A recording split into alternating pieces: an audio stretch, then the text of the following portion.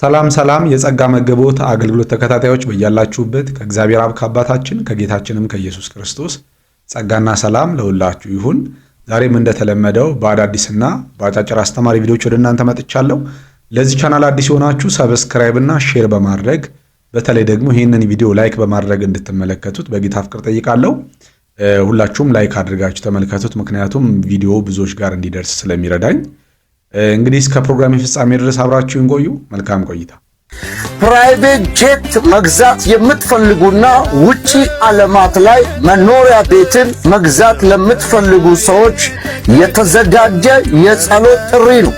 ነገ ሚያዝያ 21 ከቀኑ 4 ሰዓት ላይ ጀምሮና ማታ ምሽት 1 ሰዓት ላይ ስለ ፕራይቬት ጄትና ስለ መኖሪያ ቤት ከኢትዮጵያ ውጪ በአውሮፓ ከተሞችና በአፍሪካ ከተሞች ላይ እግዚአብሔር እንደሚሰጥ የምታምኑ ሰዎች በኃይል በጸጋ በመንፈስ በመገለጥ በምሪት ጸልይላችኋለሁ። እግዚአብሔር አምላክ የግላችሁን ፕራይቬት ጄትና የውጪ አገር መኖሪያ ቤትን ርስታችሁን እጃችሁ ላይ ያስገባል።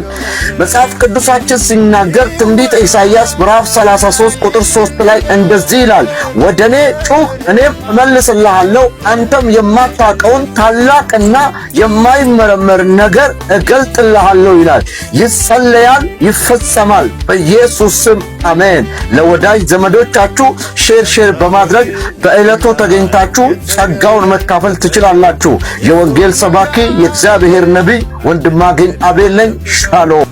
ይሄውና እንግዲህ የጸሎት ዓላማው የጠፋበት ትውልድ የእግዚአብሔር ነቢይ ነኝ የሚለው ይሄ ወንድማችን በአውሮፓ ሀገር ቤት ለመግዛት የምትፈልጉ የግል ፕራይቬት ጀት እንዲኖራችሁ የምትፈልጉ መጥታችሁ ይጸለይላችሁ ይላል።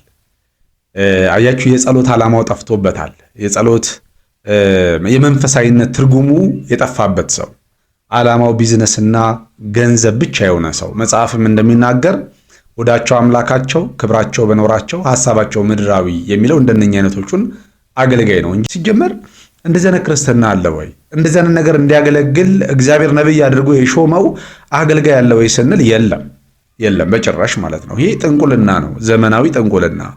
ልክ ድሮ እናት አባቶቻችን ጥቁር ዶሮ ጥቁር ፍየል ይዘው ጠንቋይ ቤት ሄደው አዋቂ ቤት ይሉታል እንደሚያስጠነቁሉት፣ ሀብት ለማግኘት ገንዘብ ለማግኘት እንደሚያስጠነቁሉት ሁሉ መልኩን ቀይሮ አሁን የዘመናዊ ጥንቁልና ነው። ሊጠነቁልላችሁ ነው ኑ የሚለው። ምክንያቱም ኢን ሚሊየንስ ገንዘብ ያለው ሰው ነው መቼስ የግል ጀት የሚናፍቀው።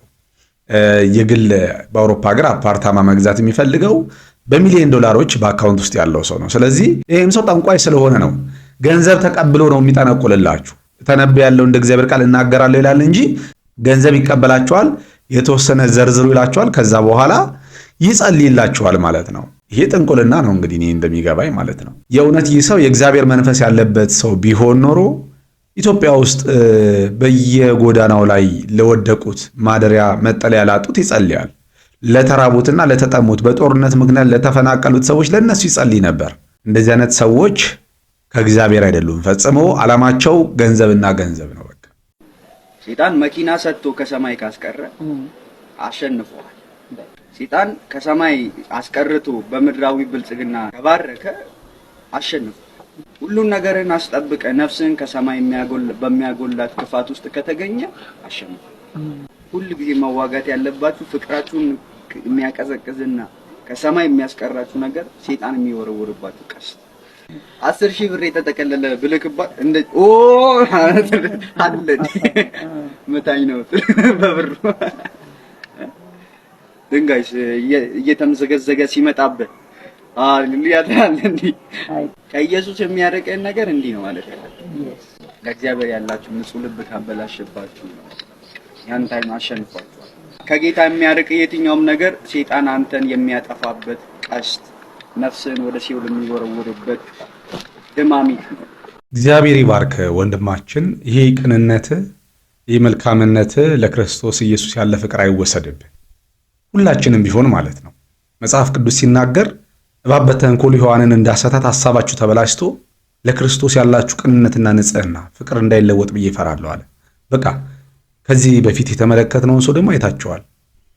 ጀት ስለመግዛት ቤት ስለመግዛት ነው ጸልያለሁ ተሾም ያለውም ብሎ ራሱን እንደ ነቢይ የሚናገረው ማለት ነው። ይህ ሰው የክርስቶስ ፍቅር በውስጡ የለም። እሱ ጋር የሚሄዱም ሰዎች የክርስቶስ ፍቅር በውስጣቸው የለም። የክርስቶስ ፍቅር በውስጡ ያለ ሰው ስለ ሰማይ ነው የሚያስበው።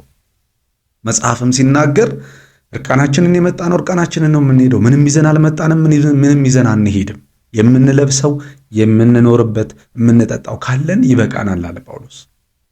ስለዚህ እኛ ሀገራችን በሰማይ ነው እና እዚህ ምድር ላይ የሚያስቀረን ነገር ወደ ምድር የሚስበን ከምድር ጋር የሚያጣብቀን ስጋ እንድንሸት የሚያደርገን ነገር በሙሉ ዲያብሎስ ወደኛ የሚወረውረው ፍላጻ ነው። እነኛ ሐሰተኛ ነቢያቶች በክርስቶስ መስቀል ላይ የተሰቀለውን የአሮጌውን መሻትና ምኞት ነው የሚቀሰቅሱብን ማለት ነው።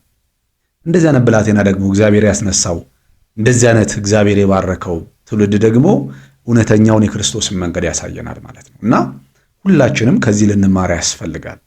እነኚህ ነቢያቶች ክርስቶስን አይደለም የሚያሳዩን፣ ገንዘብ የማግኘት መንገድ የሆነ የመበልጸግ የሆነ በቃ አላርለ ታምራት ናፋቂ ሚራክል የሆነ ህይወት ማለት በቃ ላለመቸገር፣ ላለመራብ፣ ላለመጠማት ከመራብ ከመቸገር ከመጠማት አልፈን ደግሞ የግል ጀት፣ የግል ቤት፣ የግል መኪና ስለመኖር ነው የሚያስጨንቀው ምድራዊ ሰው ማለት ነው። ይህ ነገር ሊያስጨንቀን አይገባም። እግዚአብሔር በፈቀደበት መንገድ በትክክለኛው መንገድ ሊመጣ የሚችል ተራ የሆነ ነገር ነው። ነገር ግን በሰማይ ካለው ለእኛ ከተዘጋጀው ክብር አንጻር ሲመዛዘን ይሄ ምንም አይደለም። በጣም ልንንቀው የሚያስፈልግ ነውና ወንድምናቶቼ ልባችሁንና ሐሳባችሁን እንድትጠብቁ እኔም በጌታ ፍቅር ላሳስባችሁ እወዳለሁ። ቸርች ውስጥ መጥተህ ያንተ ኳልኩሌሽን አይሰራም። አንተ ከምታውቀው ማትስ በላይ እኛ ሂሳብ እናውቃለን። እኛ የምናውቀው ሂሳብና ያንተ ሂሳብ አይገናኝም። አንተ 2 ሲባዛ 5 10 ነው የምታውቀው። እኛ ግን 2 አሳና 5 እንጀራ 5000 ህዝብ ሲበላ ነው የምናውቀው። ታምር ከጨመርክበት ምንም ነገር የለም ብያል ዘገብ ማን የለም ብትል ይሻላል። ሚራክል ማን የለም ከምትል አሳ ገንዘብ ይዞ መውጣቱን ብቻ ነው የሚናገሩት እንጂ የገንዘቡን ምንጭ እስካሁን ያገኘ ሰው የለም። እግዚአብሔር ያደርጋል አያደርግም? እስካሁን አሁንም ያደርጋል።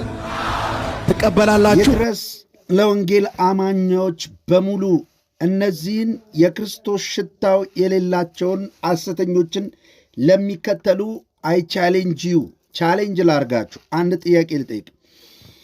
ከዚህ 10 ዓመት ጀምሮ 10 ዓመት ውስጥ እነዚህ ሰዎች ተነሱ ከተባለ ቡሽሪንን ኢትዮጵያ ውስጥ ከመጣ በኋላ ከሱ ጋር መርጃ አድርገው ከተነሱ በኋላ እነሱ ስትከተሉ የነበራችሁ በዓለም አቀፍ ዙሪያ ያላችሁ ከዓለም የመጣችሁ ከኢትዮጵያ መካከል ከገጠርም የወጣችሁ ይሄ ቪዲዮ የሚደርሳችሁ ልጠይቃችሁ፣ ስንቶቻችሁ ቤት ሰራችሁ? ስንቶቻችሁ ህንፃ ሰራችሁ?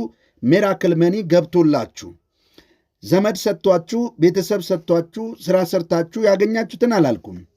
ሚራክል መኒ ማለት ሚራክል ከሐዋሳ ውስጥ እንደወጣው እንዲሁም ደግሞ 2 እንጀራ 5 እንጀራ እንደተባዛው አካውንታችሁ ውስጥ ያለው ተባስቶላችሁ ቤት ሰርታችሁ ምድሪቱ ላይ የናጠጠ ባለጠጋዎች ሆናችሁ እንደነገሯችሁ ስንቶች ናችሁ? ካላችሁ ወዲህ በሉ ማስረጃችሁን አሳዩን። በእውነት 15 ዓመት ሙሉ ስትከተሏቸው በጣም ብዙዎቻችሁ ከዓለም አቀፍ ደረጃ ከአውሮፓም ከምንም እየመጣችሁ የተጠቀማችሁት በጤናችሁ ቢሆን በሚሉት ልክ አሜን ብላችሁ ጮኻችኋልና የሆነላችሁ ስንቶቻችሁ ናችሁ? ስንቶች በእውነት አሜን እንዳላችሁ ሆኖላችሁ እየኖራችሁ ነው ያላችሁት? ቻሌንጅ ላርጋችሁ ካላችሁ እኔ አበለበል ነኝ፣ ቤት ከፍትላችኋለሁ። እየመጣችሁ ምስክርነታችሁን በታንጀብል ተጨባጭ ቤታችሁን የገባውን አካውንታችሁ ውስጥ ሁሉንም ታሳዩናላችሁ። ከዛ እንመናችሁ። ምክንያቱም የምናምነው መጽሐፍ ቅዱሳዊ ነው ብለን ሳይሆን አትሊስት የጨለመውን ዓለም አሰራር እንኳን እየሰራ ከቻለ ከዛ በኋላ እናወራበታለን። እንመን። የእግዚአብሔር ሥራ አይደለም፣ መጽሐፍ ቅዱሳዊ አይደለም፣ ይታወቃል። እነዚህ ሰዎች ግን በዚህ 10 ዓመት ድህነታቸውን ችግሮቻቸውን አራግፈው የኮከብ ሕንፃ ባለቤቶች፣ ሆቴል ባለቤቶች ብዙ ነገር ሆነዋል።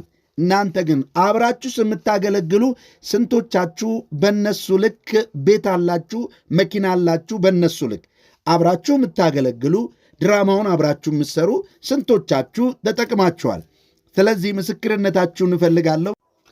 ይህ ጥያቄ ለምን ካላችሁ ሚራክል መኒ ቢሰራላቸው ቢኖር ኖሮ በጨለማውም ዓለም ጭምር ከናንተ ዘይት ባይሸጥ ሸጠው ገንዘብ ባልሰበሰቡ ገስታውስ አከራይተው ቢሮ ለመጸለይ ለማማከር ገንዘብ አስገቡ። መጀመሪያ ባላሏችሁ ከእናንተ አብዛኞቻችሁን በዚህ ማነቃቃት ሰብስበው በካልኩሌት ከእናንተ ገንዘብን በየደቂቃው ባልሰበሰቡ ነበር። ምክንያቱም ካለ የሚሰራው ለነሱ ነውና። መጀመሪያ መቼም በመጎናጸፊያ ኤልያስ ባህሩን የከፈለው ለራሱም አብሮ ላለውም ለኤልሳ ነው። ኤልሳም ለራሱ ነው ከዛ በኋላ ባህር የከፈለው። የእውነት ቢሆን ኖሮ ከእናንተ 0.5 ሳንቲም ባልጠየቁ ቁም ስቅላችሁን ባላሰጣችሁ። እግዚአብሔር ይባርክ ጆን። ምን የሚጨመር ነገር አለ? ያወራው ነገር ግልጽ ነው፣ የሚታይ ነገር ነው። እንግዲህ እነኚህ ነቢያቶች ከተነሱበት ጊዜ ጀምሮ እናውቃቸዋለን። ጅማሬያቸውን ከተነሱበት ጊዜ ጀምሮ ሚራክል ይላሉ እስካሁን ድረስ። እውነትም እሱ እንዳለው እኔ በሕያው እግዚአብሔር ፊት የምናገረው መጽሐፍ ቅዱስ ላይ እንዳለው አይነት ሚራክል፣ መጽሐፍ ቅዱስ ላይ እንዳለው አይነት ተአምር አንድም ቦታ ተደርጎ አያውቅም። ሰርተን ያገኘነው ከሆነ እሱን እናምናለን። እግዚአብሔር የሚሰሩትን እንደሚባርክ፣ የሚሰሩ እጆችን እንደሚባርክ። ሰውም ሰጥቷችሁ ከሆነ ይህንንም በቃ እግዚአብሔር ሰዎችን ልብ አሳስቦ ሰዎች እንዲሰጡ ያደርጋል። ይሄ ሚራክል አይደለም። ሚራክል ማለት ወንድማችን እንዳለው 2 እንጀራና 5 ዓሣ ሲበዛ ከዓሣ አንበሪ ሆድ ውስጥ ሳንቲም ሲወጣ ልክ እንደዚህ ነው ሚራክል የሚባለው። እና ሚራክል የሚሉት ሰዎች ሚራክል ሆኖላቸዋል ወይ? እሱ የመጀመሪያው ጥያቄ ነው፣ ወሳኝ ጥያቄ ነው። ሁለተኛው ደግሞ ተመልከቷቸው።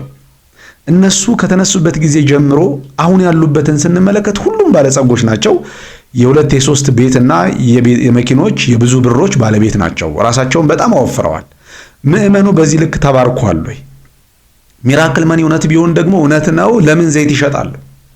ለምንድን ነው ህዝቡን የሚበዘብዙት የሚያጭበረብሩት? ይሄ የተገለጠ ነው። አእምሯችን ቢከፈትና ብንመለከት በቃ ግልጽ ያለ የማጭበርበር ስልት ነው። ወንድምና እህቶቼ ይሄን ጥያቄ ደግሜ ጠይቃቸዋለሁ። ራሳችሁን ጠይቁ እና ማንን ነው የሚያታልሉት? እስከ መቼስ ነው እንደዚህ ያታልሉ የሚቀጥሉት እነኚህ ወንበዴዎች፣ እነኚህ ሐሰተኛ ነቢያቶች? ስለዚህ ሃይባይ ባይኖር እንኳን ራሳችንን ልንገዛ ያስፈልጋል። ተመልሰን ልባችንን መልሰን ወደ እግዚአብሔር መመለስ ያስፈልጋል። ለኤርሚያስ አበበ የዲቤት ጥሪ ማቅረብ ፈልጋለሁ። አሁን በሚናገረው በዚህ ጉዳይ ላይ ማለት ነው። የካልቪን ትምህርት ማለት የዲያብሎስ ትምህርት ነው። በማን በክርስቶስ ጉዳይ ላይ እውነት ልንገራችሁ፣ የእባቡ ትምህርት ነው። የዲያብሎስ ትምህርት ማለት ነው። ይሄ ያንንም የተናገርኩት አቋሚ ነው፣ አሁንም የምናገረው ነው። ወደ መቃብር እስከወርድ ድረስ ያለኝ አቋሚ ይሄ ነው። የተሞሉት ከመንፈስ ቅዱስ የተሞሉትን ቃል ሳይሆን የእባቡን መርዝ የጠጡ ሰዎች ናቸው። ኦኬ እንግዲህ እንደሰማችሁት አጋንንታዊ የካልቪን አስተምሮ አጋንንታዊ ነው ብሏል። በፈለከው ጉዳይ በካልቪን አስተምሮ ጉዳይ በመረጥከው ጉዳይ ውስን ቤዞትንም ጨምሮ ማለት ነው ሊሚትድ አቶኖመንትንም ጨምሮ እኔ ካንተ ጋራ የዲቤት ጥሪ ማድረግ እፈልጋለሁ። ከፈለክ በፖስት ከፈለክ ደግሞ ገለልተኛ በምትለው በማንኛውም ቤት ላይ ማለት ነው። ስለዚህ አሁን እኔ በሰደብከኝ ምናምን ብለህ ትክክል ባልሆነ አነጋገር ተናገርክ ብለህ እንዳትቀር ምንም ነገር አሁን አልናገርም። ዞሮ ግን ኦሬዲ ቤትህን ዘግተህ ከምታወራ እንደዚህ ቀረብ ብለህ እስኪ አጋንንታዊ መሆኑን አሳየ። እኔ ወንድምህንም አክቹሊ ወንድም ነው ብለህ አትቀበልም አውቃለሁ። እንዲህ ከአጋንንት አስተምሮ እንደወጣ እርዳኝ። ስለዚህ የዲቤት ጥሪ ያቀርብልሃለሁ። እዛ እንገናኝ። የፈለከው ቤት በፈለከው ጊዜ ማለት በፈለከው ሰዓት ገብተን ዲቤት ማድረግ እንችላለን። ዝም ብሎ ዘግቶ ማውራት ትርጉም የለውም። ቤት ዘግቶ ማውራት ማለት ነው ከሚደግፉ ሰዎች ጋር። ስለዚህ ገባ በልና እስኪ ትምህርታችን ገለጥ አድርጋ አሳየን እስኪ አጋንንታዊ መሆኑን። ተባረኩ። ሼር አድርጉለት። ይህንን ሐሳብ እንደሰማችሁት ነው። በዚህ ዙሪያ በጣም ብዙ ውይይቶች ተደርገዋል፣ ዲቤቶች ተደርገዋል እና ነገር ግን እኔ አንድም ሰው ተስማምቶ ተማምኖ ሲለያይ አይቼ አላቅም። ስለዚህ መወያየቱ ፍሬ ያለው ብዬ አላምንም። ነገር ግን እንደ ግል እኔም ብጠየቅ እንደ አንድ አማኝ ብጠየቅ የካልቪን አስተምሮ መጽሐፍ ቅዱሳዊ ነው ብዬ አላምንም። በተለይ ደግሞ ከአምስቱ እነኚህ ቱሊፕ ከሚባሉት በጣም መሰረታዊ ነጥቦች አሉ አይደል? 5 ነጥቦች። ከነሱ ውስጥ ደግሞ በጣም የምጠላው ቋንቋውንም ስሰማ እንኳን በጣም የሚያስደነግጠኝ ሊሚትድ አቶንመንት ውስን ቤዞት ማለት ነው። እሱ ደግሞ በጣም ያስደነግጠኛል። እሱን ነው በቃ አጋንንትም ትምህርት ነው ብዬ እኔም እንዳምን የሚያደርገኝ እሱ። ለምንድን ነው የክርስቶስን የማዳን ስራ የሚወስን ስለሆነ ሊሚትድ አቶንመንት ማለት ውስን ቤዞት የተወሰነ ለተወሰኑት ብቻ የተከፈለ የቤዛነት ስራ ማለት ነው። ደሙ የፈሰሰው ለተመረጡት ነው ማለት ነው እንጂ ለዓለም ሕዝብ በሙሉ አይደለም። ይሄ ደግሞ አሁን በዚህ ዘመን ከተገለጠው ከጸጋ ወንጌል እውነት ሰዎችን ሁሉ ሊያድን የተገለጠው የእግዚአብሔር ጸጋ ዘመኑም ሰዎች ሁሉ እንዲድኑ ስለሆነ ሰዎች ሁሉ የሚድኑበትን ጸጋ የሚወስን የእግዚአብሔርን ፍቅር የሚወስን የማዳኑን አቅም የሚወስን ስለሆነ በጣም እጅግ አድርጌ የምጠላው ሐሳብ ነው። እውነት ለመናገር እኔ የኢየሱስ ክርስቶስ ሥራ ለሰው ልጆች በሙሉ እንደተከፈለ አምናለሁ። መጽሐፍ ቅዱስንም ስንመለከት የጸጋን ወንጌል ብቻ ስንመለከት የመንግስቱ ወንጌል ከክርስቶስ የመስቀል ሥራ በፊት ያለው መልእክቶች ላይ መጽሐፎች ላይ እነኛ 4 ወንጌላት ላይ ከእስራኤል ጋራ ተያይዞ የተነሱ አንዳንድ ሐሳቦች አሉ። ነፍሱን ስለ ብዙዎች እያለ ብዙዎች ያው መጠንን የሚያሳይ ስለሆነ እስራኤልን ማለት ነው። የጠፉትን በጎች ልፈልግ መጥቻለሁ ሲል የጠፉት በጎች እነማን ናቸው? እነ እስራኤል ናቸው። ለሰው ሁሉ አይደለም መስዋዕትነቱ የተበተኑትን የእግዚአብሔር ልጆች ሰበስብ ዘንድ ሲል እሱንም የተበተኑት የእግዚአብሔር ልጆች እስራኤላውያኖች ናቸው። እና ከእስራኤል ጋር ተያይዞ የተነሱ ሐሳቦች ላይ እውነት ነው ለእስራኤል እንደመጣ ኢየሱስ አስቀድሞ መጽሐፍ ቅዱሳችንም ይናገራል። ከክርስቶስ ሞትና ትንሣኤ በኋላ ግን ሐዋርያው ቅዱስ ጳውሎስን አስነስቶ በገለጠልን የጸጋ ወንጌል ላይ ግን አንድም ቦታ ለተወሰኑት እንደሞተ የኢየሱስ ክርስቶስ የመስዋዕትነት ሥራ የቤዛነት ሥራ ለተመረጡት ብቻ ነው የሚል መጽሐፍ ቅዱሳዊ ሐሳብ የለም። ስለዚህ ሊሚትድ አቶንመንት እኔም ዛሬ ደግመዋለሁ አጋንንታዊ ሐሳብ ነው፣ አጋንንታዊ አስተምሮ ነው እና እንደ ግል ያለኝ አመለካከት ይሄ ነው። በዚህ ዙሪያ እንግዲህ ወደፊት አንዳንድ ሰፋ ያሉ ማብራሪያዎችን ይዤ የምመጣ ይሆናል። እንግዲህ ለዛሬ ያዘጋጀሁላችሁ ቪዲዮ ይህንን ይመስላል። በሌላ ቪዲዮ እስክንገናኝ ድረስ በያላችሁበት የጌታ ኢየሱስ ክርስቶስ ጸጋ ከሁላችሁ ጋር ይሁን። ሰላም ነው።